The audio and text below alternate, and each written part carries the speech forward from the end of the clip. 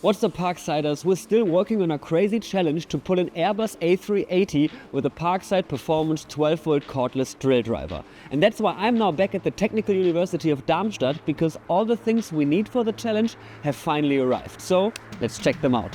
Hey Josef. Hey Niklas. Thanks for having me. So show me what we're working with. We bought 24 tons of concrete blocks. As you might imagine, these are quite huge, and so we can't store them inside here. Okay, makes a lot of sense. We wouldn't even fit inside here if they were right next to us. Yeah. So what about the winch? Here we have the cordless drill, we have the electric winch and the adapters needed in order to get the drill fitted to the winch. But right now there's something connected. So this is an electrical winch? Yeah, that's an electrical winch, but this electric motor isn't needed at all.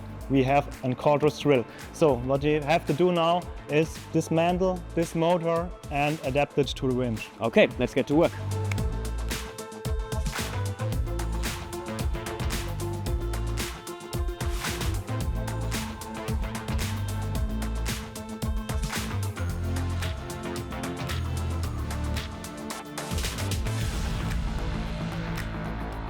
Okay, now we built everything up.